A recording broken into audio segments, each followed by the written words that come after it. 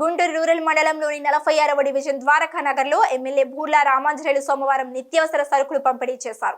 వర్షం కారణంగా ద్వారకా నగర్ 7వ లైన్ నీట మునిగింది. దీంతో ఆ వీధి వాసులకు నేనున్నానంటూ రామాంజనేయులు సరుకులు అందజేశారు. పార్టీ నాయకులు, కార్యకర్తలు ఈ కార్యక్రమంలో పాల్గొన్నారు. అయితే ఇక్కడ ఎన్యుమరేషన్ జరిగింది. ఎన్యుమరేషన్లో దాదాపుగా ప్రతి ఇల్లు కూడా కవర్ చేయడం జరుగుతుంది.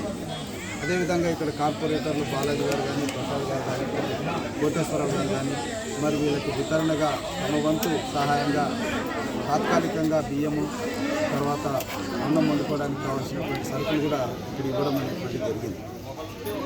ఇక్కడ గవర్నమెంట్ కూడా మరి జరిగినటువంటి నష్టాన్ని అంచనా వేసి వాళ్ళకు కూడా సహాయ సహకారాలు అందించడం అనేటువంటి జరుగుతుంది. మరీ ముఖ్యంగా ఈరోజు మన యువనేత లోకేష్ బాబు గారు ఒక నిర్ణయం చేయడం చాలా ఉదాత్తమైనటువంటి అంశంగా మనం భావించవచ్చు. మొత్తం గుంటూరు మహానగరానికి ముంపు నివారణ చర్యల్లో భాగంగా ఈ డ్రైనేజ్ సిస్టాన్ని శాశ్వత పరిష్కార మార్గంలో ఆలోచించండి అని చెప్పడం అనేది గొప్ప విషయం. సో ఆయన ఇచ్చినటువంటి పిలుపు మేరకు మరి మాకు అంటే పత్తిపాడు నియోజకవర్గానికి సంబంధించి 8 డివిజన్లు ఉన్నాయి.